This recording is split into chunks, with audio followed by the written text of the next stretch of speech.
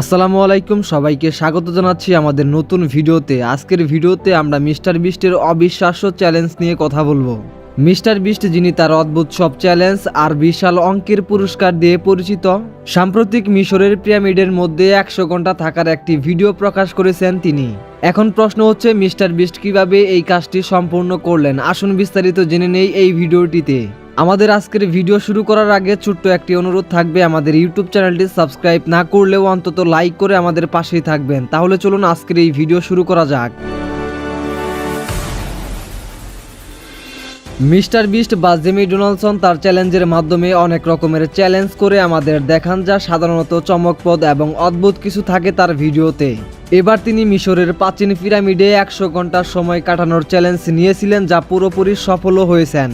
মিশরের পিরামিডগুলো পৃথিবীর অন্যতম পুরাতন এবং মূল্যবান ঐতিহাসিক স্থান। এসব স্থানে সাধারণ মানুষকে প্রবেশের অনুমতি দেওয়া হয় না। বিশেষ করে যারা এই ধরনের অদ্ভুত এক্সপেরিমেন্ট করতে চায় তাদেরকে এই পিরামিডে প্রবেশ করতে অনুমতি দেওয়া হয় না। এখন প্রশ্ন হলো, মিস্টার বিস্ট কিভাবে অনুমতি পেলেন? মিস্টার বিস্টের এই চ্যালেঞ্জের সফলভাবে সম্পন্ন হওয়ার পিছনে একটি বড় কারণ ছিল পিরামিডের সংস্কৃতি এবং ইতিহাসের প্রতি সম্মান। একটি পডকাস্টের মাধ্যমে জানা গিয়েছে, মিস্টার বিস্ট মিশরের সরকার এবং কর্তৃপক্ষের সাথে আলোচনা করে এই অনুমতি পেয়েছেন। এটা সম্ভব হয়েছে কারণ তার ভিডিওগুলো প্রচুর দর্শক আকর্ষণ করে এবং সেগুলো মিশরের পর্যটন শিল্পের জন্য ভালো প্রচারণা হতে পারে। তবে এই ভিডিওটি শুট করার জন্য বিশেষ নিরাপত্তা ব্যবস্থা গ্রহণ করেছিলেন এবং কেবলমাত্র নির্দিষ্ট শর্তের অধীনে তারা পিরামিডের মধ্যে প্রবেশ করেছিলেন।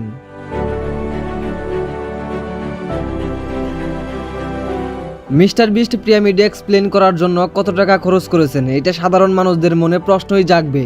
তবে মিস্টার বিস্টের ভিডিওগুলো সাধারণত ব্যাপক বাজেটের হয়ে থাকে। মিশরের পিরামিডে 100 ঘন্টার সময় কাটানোর জন্য তাকে বেশ কিছু টাকা খরচ করতে হয়েছে।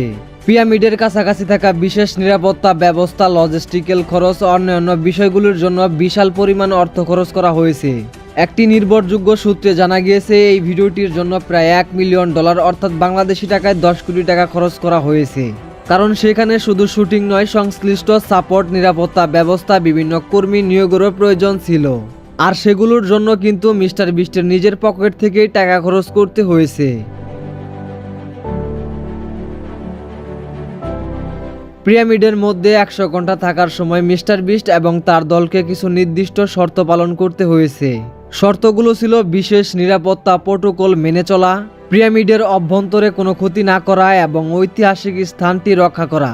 এছাড়াও ভিডিওটি মূলত দর্শকদের জন্য মিশরের সংস্কৃতির প্রতি শ্রদ্ধা এবং সেখানে থাকা মানুষের সংকল্প ও সহযোগিতার বার্তা দেওয়ার উদ্দেশ্যই ছিল।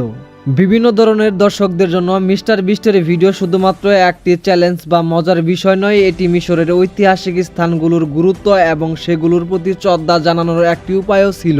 এই ভিডিওটি দর্শকদের ঐতিহাসিক স্থানের প্রতি আগ্রহ এবং শ্রদ্ধা বাড়ানোর জন্য অনেক সহায়ক হয়েছে, বিশেষ করে তরুণ দর্শকদের জন্য। তাহলে মিস্টার বিস্ট কিভাবে মিশরের পিরামিডে 100 ঘন্টার সময় কাটালেন? এটি সম্ভব হয়েছিল তার শৃঙ্খলাপূর্ণ পরিকল্পনা, মিশরের কর্তৃপক্ষের সাথে অনুমতি এবং এটি বিপুল বাজেটের মাধ্যমে। তবে এটি শুধুমাত্র একটি মজার চ্যালেঞ্জ নয়, বরং মিশরের ঐতিহাসিক স্থানগুলোর প্রতি শ্রদ্ধা জানিয়ে এই ভিডিওটি তৈরি করা হয়েছে। মিস্টার বিস্ট তার সৃজনশীলতা এবং সাহসিকতার মাধ্যমে সবসময় নতুন কিছু তার দর্শকদের দেখান। আর তার এই ধরনের চ্যালেঞ্জগুলো আমাদের ভিন্ন ভিন্ন সংস্কৃতি এবং ইতিহাস সম্পর্কে আরও জানতে সাহায্য করে। পিরামিডের এই ভিডিওটি যদি আপনি না দেখে থাকেন তাহলে এখনই মিস্টার বিস্টের ইউটিউব চ্যানেলটি ভিজিট করে দেখে আসুন। আর যদি চান আমাদের ডেসক্রিপশন বক্স চেক করতে, তাহলে ওইখানেও পেয়ে যাবেন এই ভিডিওর লিংক। মিস্টার বিস্টের পিরামিডে 100 ঘন্টার সময় কাটানোর চ্যালেঞ্জটি কেমন হয়েছে কমেন্টে জানান আপনার মূল্যবান মতামত। আপনাদের দিন এবং সময় ভালো কাটুক সে আশা করে আমাদের ভিডিও এখানে শেষ করছি। সবাইকে অসংখ্য ধন্যবাদ।